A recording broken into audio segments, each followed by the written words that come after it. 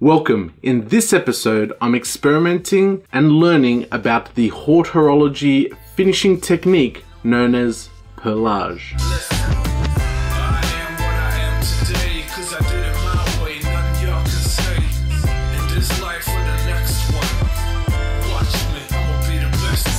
As I've been progressing with the actual movement of the watch, I've been thinking more and more about the details of how it's going to look and how I'm going to finish the watch. You know, how I'm going to get the overall final product to have the look and the extra distinction that will separate them from other watches. So one of these finishes that I've been thinking about a lot is called perlage, or also known as spotting. Personally, what I love is when you flip a watch over and it has an exhibition case and you can see into the movement, and underneath the bridges or in recesses where the balance wheel is, you can see this circular finish that runs in a circumferentially around the recess or around the plate of the movement.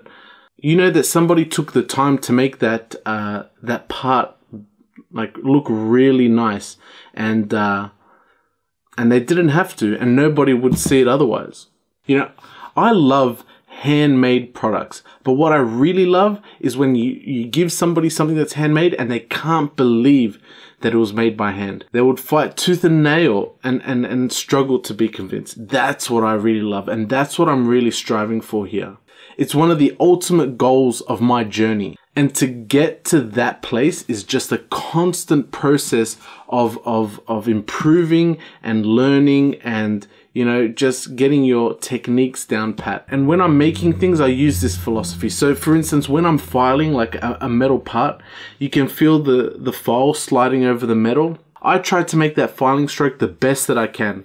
And the following stroke, I try to improve on the last, and just constantly trying to improve. And I really love that process. I don't know why, but I find it enjoyable. I find it challenging and I find it enjoyable, and I love seeing the results. So watch is made up of a range of parts, and so each part that I'm going to make for my watch, I want to make as beautiful as possible in its own way, so that if somebody was holding just that piece that I made, it's going to shine, and anybody would be able to see like the beauty of just that part by itself. The time, you know, the skill, the effort, and the attention to detail that's gone into each part that is made. This is what I love and what I want to achieve. So after that long spiel, I guess, you know, Cliff Notes is that I want to make things look really nice, and I need to practice and experiment with finishing techniques. And the first one I'm going to do is perlage. So in my previous video, when I ordered the second wheel jewel for the watch movement from Cousins UK, I also ordered these, they're called EVEFLEX pin polishers. And I ordered the actual holders as well. They sell them, which is really good. I ordered them in different colors, which are different grades and hardness of them, because, you know, I got to test it and see which one is going to give me the best finishes, which one is not. So these are basically just rubber impregnated with a abrasive, and they come in a range of diameters. I think it's like 5 or 6 diameters, ranging from 1 mil to 5 mil. That's 5 diameters. But in George Daniel's book of watchmaking, when he talks about spotting, he refers to using like an ivory rod and to have like a pumice powder, which is wetted, so it becomes like a paste, and you apply that to the watch part, and then you bring the ivory down in a spotting drill or like a drill press. I'm just using a drill press. I have a really dodgy looking drill press. It's basically a Proxon milling head in one of those drill press holder things, and just gonna see how it goes.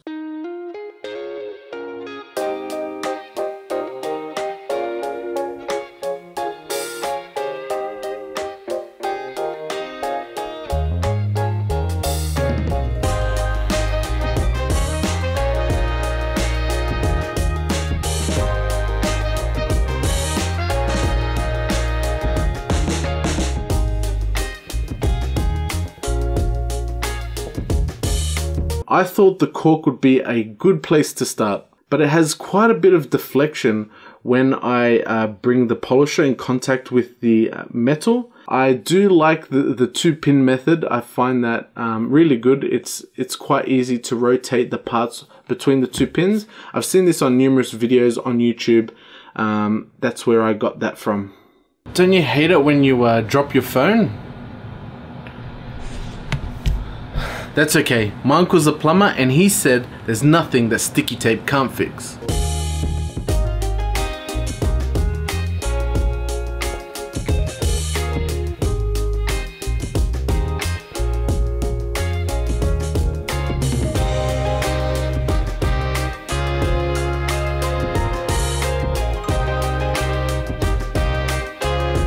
And there we have it. I can stop small fragments of glass going into my fingers when I'm holding my phone now. By the way, my uncle never said that, but he is a plumber.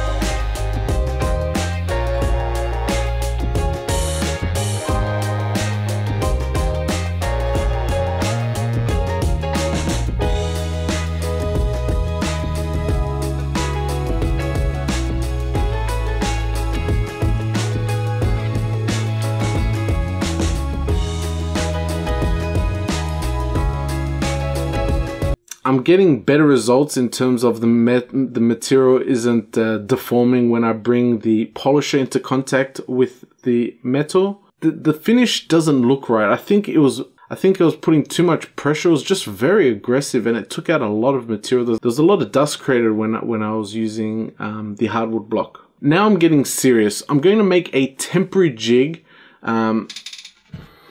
Basically, I was very lucky. I was going through my scrap drawer and I found this offcut of brass that I had sitting around. It was just sheer luck that these brass blanks is pretty much the same diameter on the outside. So what I did was I drilled a hole all the way through this one.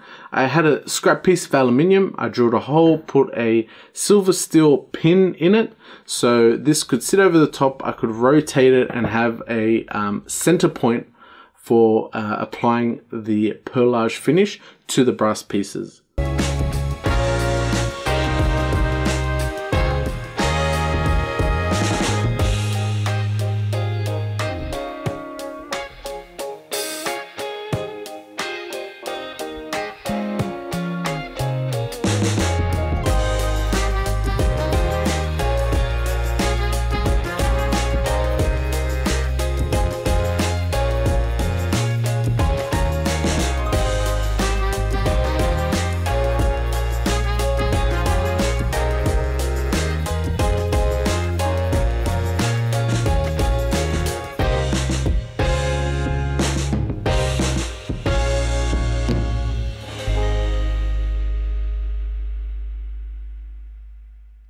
Because I've got really the holding and the rotation fixed, now I can concentrate a bit more on what abrasive pin polisher works best and how much pressure I'm applying.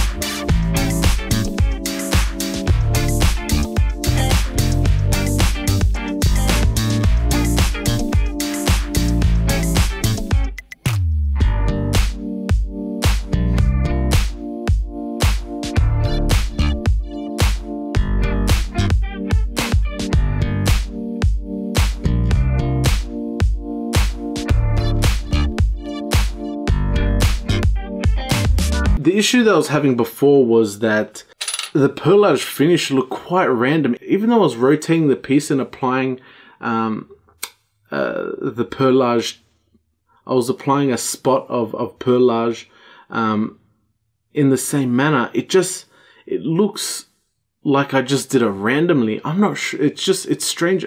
I think what the issue was, I was applying too much pressure on the quill, and I think that is why. So then I just went really super soft. I had one finger on the feed for the quill, and I just wanted it to touch the material, and I let it go straight away. And this produced the best results. I was reading up on these EVEFLEX polishes, and they say that they max out at RPM, and Cousin specified that you get best results when it's rotating at 30 to 80% of the maximum speed. So if it's at 30%, it's about 9,000 RPM. My milling head that I'm using only spins at about 4,000 to 5,000 RPM tops. So I'm probably not getting the best results that can be achieved with these pin polishers. I do have a small, like a micromotor that spins at 20,000. I just don't have a vertical feed. I don't have a way of putting it in the vertical feed for now. But I'm really happy with the finish. Let me know what you guys think about the finish of the perlage on this one. I think I really nailed it. The distances look good. I'm very happy with the way the reflections come off the brass piece, and also just that the pattern. It looks amazing. It really does, and I'm extremely happy. But I think that once I get a higher RPM, I'm going to get an even better finish. I mean, even if I could get this finish on the pieces, I'll be very happy with that. So as always, thank you for watching. I hope you guys got something out of this episode, and I look forward to seeing you in the next.